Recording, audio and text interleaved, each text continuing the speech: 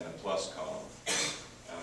And that's very, very important, and we only have to hope that that trend continues. I'm one that believes that it will. That may not be the most satisfying answer, but that's kind of where we are. I would have to agree with Don. The only way that we're looking right now at bringing in new revenue is by growing our economy, by trying to be competitive with other states around us, realizing that if we raise taxes, we become less competitive with surrounding states.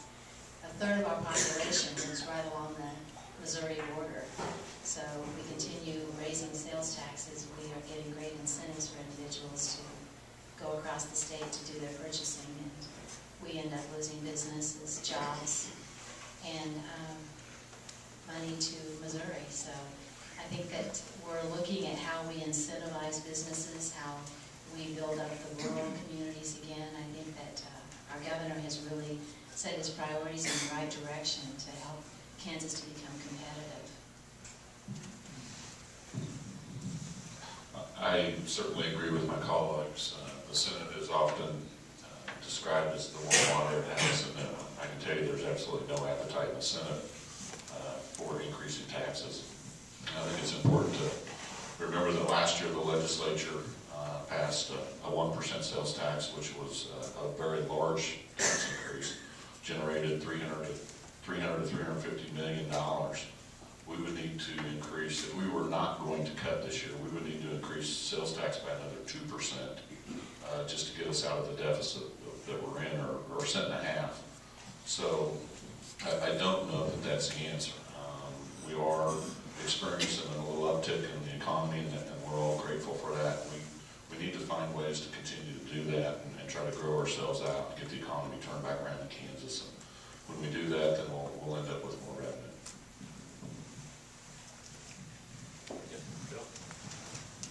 Questions primarily to Jeff, but Don and Peggy, you could probably give an answer too. Talked about KNI, and I agree with you. I've been to KNI, and it's really a significant need. I don't know how you push that back on communities. When you talked about offsets, about a month ago, the Kansas City Star reported about the costs of medications in the mental health centers in Missouri and in Kansas. And of our deficit, about $160 million of that is somehow wrapped up in drugs that are prescribed through the mental health system. I'm only a member of the public, I guess, so that makes me pretty unenlightened, but is there any possibility of looking at that and asking the question and sending that downstream and saying, look, is every prescription needed? Does everybody need these drugs? Those sorts of things.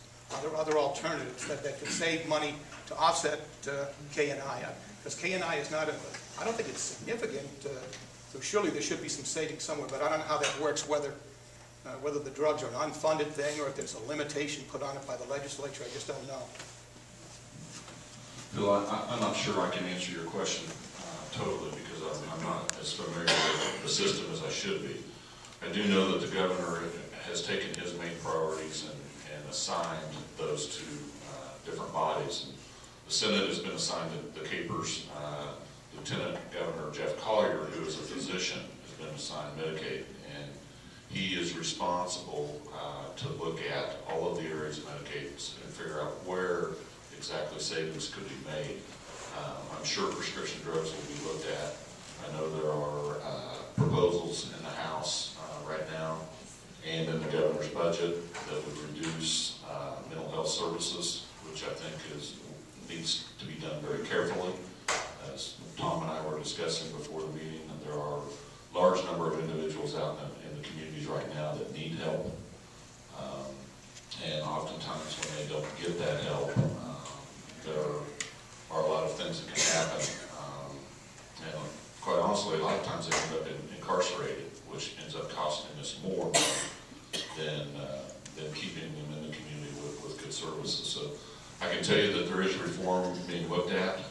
It's a major charge of the Lieutenant Governor. I think he's spending most of his time on it. I think he's pretty well qualified to do that.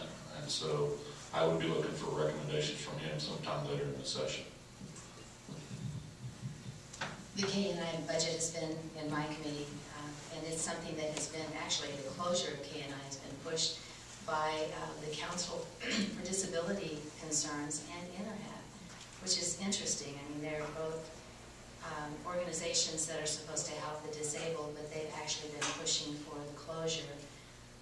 A lot of it, just to be honest with you, is the fact that there's 167 residents in KNI. It's at a cost of $29 million a year. There's 452 employees there. And it's a big campus, a lot of space there that's underutilized. And it was a hard decision to make. Individuals that have loved ones in KNI don't want them to have to move into the community. But the people that testified in the committee promoting that were the disability organizations that feel like the dollars could be better utilized if they were, shared more. And they also think that the individuals that are at KNI will be able to be out in the community. I guess Winfield closed, and there are a lot of individuals who went from Winfield that were severely disabled as well and are doing very successful in the community. It's a tough thing. It's one of those deals you have to look at the whole scope of everything, and I think it's going to happen. The governor that's part of his initiative, and it's to free up dollars and also we've been guaranteed by Ray Dalton, who's the Deputy Secretary of SRS, that they will not move anyone out of KNI unless they can find an environment for them that is as good as the one that they're currently in. So that's his challenge, and I think we should keep him to that commitment. Just to follow up on Peggy's last point, I am a member of the Aging and Long-Term Care Committee, and next Tuesday we'll be taking up a bill which basically, while it has nothing at all to do with the fiscal note, will be intended to add some teeth from a legislative perspective. She mentioned an undersecretary of SRS has made a commitment, which is not to be diminished, but it is just what it is, that the intention of this bill will be to basically add some teeth to be certain that there are the appropriate amount of regulations and oversight, that people aren't misplaced or underserved if in fact the KNI closure goes ahead. And Phil asked a question about the spend on the mental health medications.